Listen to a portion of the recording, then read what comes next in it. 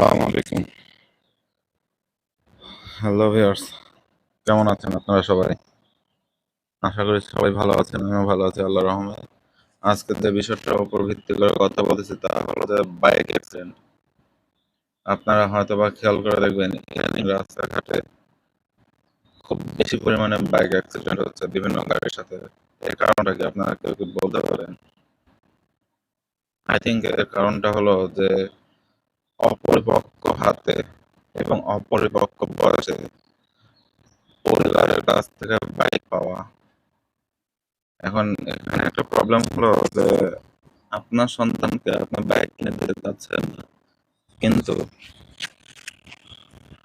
সন্তান এমন একটা জেদ ধরলো যে আমাকে বাইক কিনে দিলে আমি এই করবো আমি ওই করবো, বাধ্য হয়ে শেষে বাইক কিনে দিচ্ছেন। বাইক কিনে দেবেন, ঠিক আছে, বাইক কিনে দিলে তার সাথে সাথে খেয়াল রাখবেন যাতে আপনার বাচ্চা সঠিকভাবে চলাফেরা করতে পারে।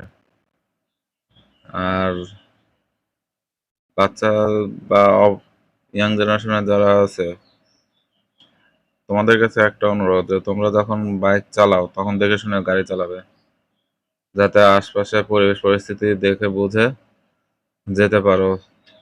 দেখা গেল তোমরা পিক আপ পাইছো, গাড়ি গাড়ি পাইছো, পিক আপ দিলে একটা টান, গাড়ির মতো দৌড়াতে লাগলো, এখন সামনে দিয়ে একটা ছোট বাচ্চা দৌড় দিল বা একটা ছাগল দৌড় দিল, সঠিকভাবে যদি কন্ট্রোল না করতে পারো তাহলে গাড়ির নিচে যে পড়বে তারও ক্ষতি হবে, তুমি যে গাড়ি চালাচ্ছ তোমার নিজেরও ক্ষতি হবে। সো এদিকটা একটু খেয়াল রাখবে। আর বড় যারা আছেন তারা একটু সাবধানে গাড়ি চালাবেন রাস্তাঘাটে বের হলে, কারণ কর্মক্ষেত্রে কাজের জন্য মানুষকে গাড়ি নিয়ে এক জায়গা থেকে অন্য জায়গায় যেতেই হয়, যার ফলে গাড়ির কোনো বিকল্প নেই। গাড়ি নিয়ে আপনারা যখন বের হবেন তখন সাবধানে গাড়ি চালাবেন, দেখে শুনে চালাবেন, কারণ আপনি যদি অ্যাক্সিডেন্ট করেন আপনার তো মরে গেলেন, কিন্তু আপনার পরিবারের কি হবে? আপনার অবর্তমানে আপনার পরিবারকে দেখবে কে? পরিবারের চিন্তাটা করে আপনার পরিবার, আপনার সন্তান সন্ততি, আপনার বাবা মা, তাদের চিন্তা করে গাড়ি চালাবেন একটু দেখে শুনে আস্তে ধীরে। আর সকলের কাছে একটা অনুরোধ থাকবে, আপনারা গাড়ি চালানোর সময় কখনোই মোবাইলে কথা বলতে বলতে গাড়ি চালাবেন না।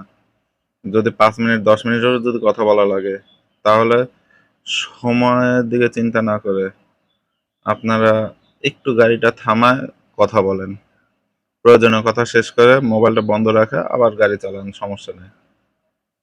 আজকেও আমাদের নাটোরে একটা বাইক অ্যাক্সিডেন্ট হয়েছে।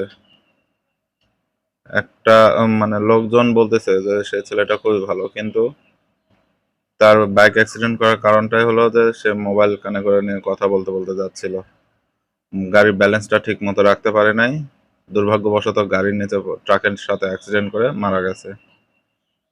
তাই সকলের কাছে অনুরোধ, আপনারা গাড়ি চালানোর সময় সঠিকভাবে দেখে শুনে আস্তে ধীরে চালাবেন।